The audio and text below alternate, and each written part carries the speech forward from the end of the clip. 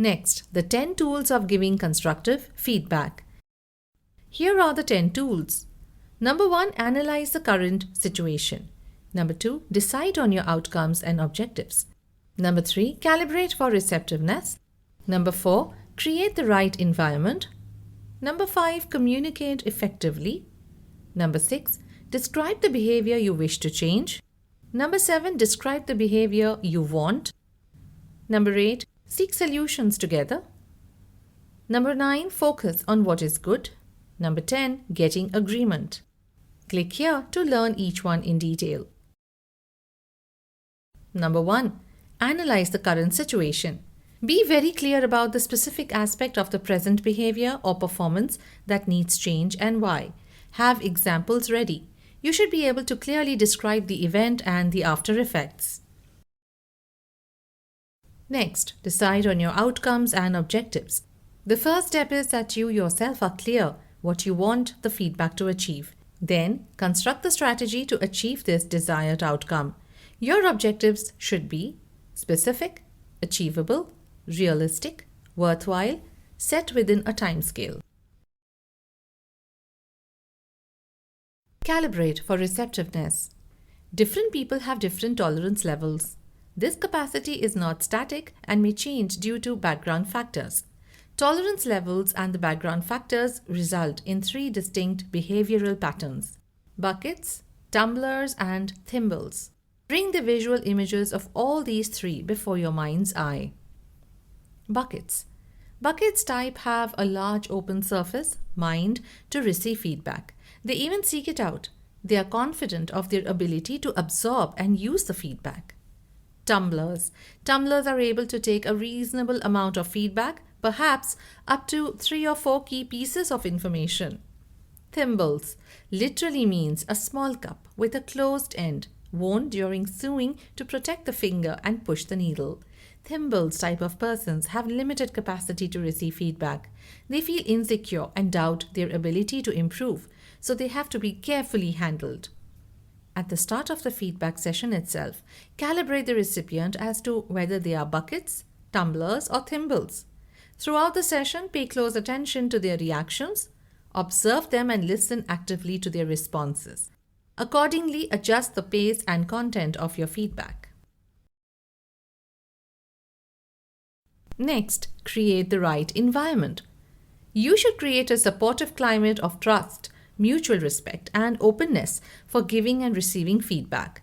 This is determined by how well you know the person and what baggage from previous encounters, good and bad, both of you bring to the feedback session. Communicate effectively. Use your communication skills properly. Use the appropriate words. Use a proper tone. Use your body language properly. For example, the statement, "Your presentation generally was good. However, you need to give more time for questions," can come across as a supportive suggestion for change. If delivered in an angry or a sarcastic tone, the same would be construed as destructive criticism. Describe the behavior you wish to change. This is a crucial stage. It is essential, first, that the recipient of the feedback understands what the issue is. Secondly, that he or she accepts there is a problem. And thirdly, that he or she accepts there is a need to change. Describe the behavior you want. It is important to make clear what behavior or performance you want from them in the future. Example, say, "I want you to return customer calls within 24 hours. Often, performance is poor because people are not clear about the standards of performance expected from them. Seek solutions together. The recipient may want to make the required changes, but may not be equipped to do this by himself. Offer suggestions. Encourage the individual to find solutions by asking questions like, "What could you do differently? What is stopping you from doing the job?" People may need various forms of help, coaching, training, or interaction with a third party. You must be prepared to give that help. If you are unable to offer this help, explain to him why you are not able to pitch in. Focus on what is good.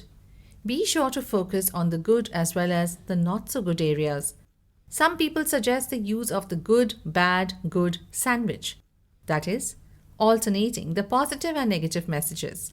A good manager opens the mind of the learner through positive feedback. He then conveys the bad message, that is, the areas requiring improvement. The session is closed with a final good message. The learner goes back feeling positive about the entire feedback session. Getting agreement. You can't force someone to change his or her behavior or performance. You can help and encourage, but the change has to come from within. Therefore, it is vital that the individual agrees on measurable, objective standards for the job or area of behavior under discussion. The existence of a gap between current and desired levels of performance. The extent of the gap and the fact that he or she must own the gap. Actions to close the gap. The time span for achieving the change. If the time span is long, the dates for reviewing the progress. Let us now look at a real-life example and learn how to use the tools while giving feedback. Real-life example: Thomas, Employee 1. Keith, Employee 2. Andrew, Employee 3. Henry is working as a production manager at Royal Apparels. He is responsible for preparing the performance appraisals and giving feedback to his subordinates. Let us see how he uses the tools effectively and gives feedback constructively. Click on the photos to look at their performance appraisal discussion. Employee 1, Thomas. Hi Thomas, I hope you might have gone through your appraisal report. Can we discuss it now? Sure, Henry, says Thomas. I'm ready. Henry says, I'm happy to see that you have completed 6 months here and you have a very good attitude and commitment. Thomas says, thank you so much. Henry now gives feedback. But I observe that at times your production levels are below targets. I have a suggestion to correct this. If I provide you with more training in certain technical aspects, you can definitely reach our organizational objectives. Thomas: Yes, Henry, you are right. You know that I already have adequate theoretical training. But if you could give a little bit more of practical training, it would help me a lot. Henry says, your quality of work is also good. Keep this up. At the same time, you have to pay a little more attention to quantitative output. Our objective is to produce 1,000 shirts this month. Your role is important in achieving this. Please do let me know if you need any assistance towards this. Thomas: I am marginally short of this target. With a little bit of support and training from the senior staff, I can definitely touch 1,000 shirts this month. Henry: Sure, I could possibly arrange a personal trainer for you who will help you to achieve the target. Thomas: Thanks, Henry. I was sure of getting this sort of help from you and the organization. I promise continuous progress from my side. If you look at the conversation between Thomas and his production manager, Henry, it is very clear that Henry has given a professional and a constructive feedback to Thomas. Thomas, on the other hand, also willingly receives the feedback from his superior. He also has the self-confidence to learn from the superiors and use the learning to perform better. Now, let us look at Employee 2, Keith. Click here.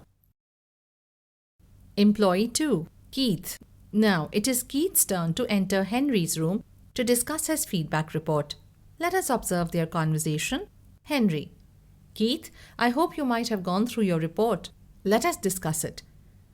Keith: Yes, Henry, you can proceed.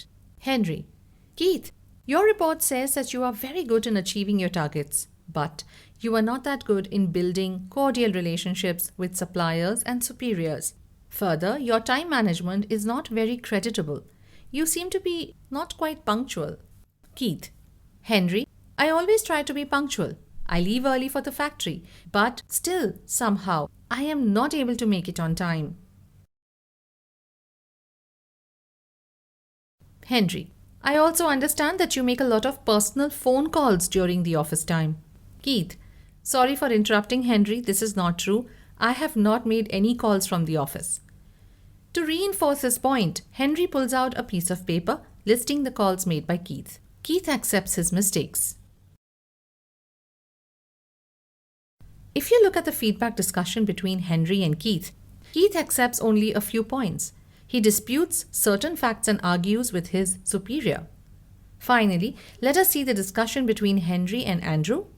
Click here. Here is employee 3, Andrew. Andrew gently knocks on Henry's door and enters the room. Henry sees his report and straightaway starts off the discussion. Henry: You have completed almost 5 months here. Yet, you are falling short in meeting deadlines, maintaining quality, and solving customer problems. You are repeating the same mistakes. I am convinced you need more assistance from us in all these areas. Andrew: Yes, I think you're right. Even after 5 months, I am not able to rise up to the expected level, and I am afraid I have also started losing confidence in myself. At the end of this discussion, Andrew feels insecure, doubts his own ability, and is on the verge of losing his self-esteem. Let us see how Henry tries to help Andrew. Click here. Henry: Hey Andrew, don't panic. Myself and all of your colleagues are here to help you out. I will arrange a technical training program for you once again. I am also arranging for the whiz kid Charles to be your mentor or coach. Andrew: Henry, thank you so much for all the support. Henry: Charles would guide you in achieving the organization's goals and help you in all parts of your work. From the conversation between Andrew and Henry, it is clear that Andrew needs careful hand-holding. Henry has done a commendable job by understanding Andrew's needs and extending him the maximum support or help. Behavior of Thomas, Keith, and Andrew. If you analyze all the 3 conversations, you will notice that each of them exhibit different types of behaviors. Thomas, employee 1, is bucket. Thomas is ready and willing to receive feedback. Keith, employee 2, is a tumbler. Keith is able to take a reasonable amount of feedback, perhaps up to 3 or 4 key pieces of information. Andrew, employee number 3, is thimbles. Andrew needs careful attention. He feels insecure, doubts his ability to improve. Using the tools effectively. From the performance appraisals which we have seen so far, in his feedback, Henry has effectively used almost all the tools. Henry has analyzed each situation, set clear objectives, calibrated for receptiveness, communicated effectively, described what needs to be changed, and made the subordinates feel they had a role in evolving the solutions. Here's a question. Sometimes feedback can come as a surprise when there are no proper communications, clear objectives of the job, when there is no recipient's ability to handle the feedback, or is it constructive criticisms?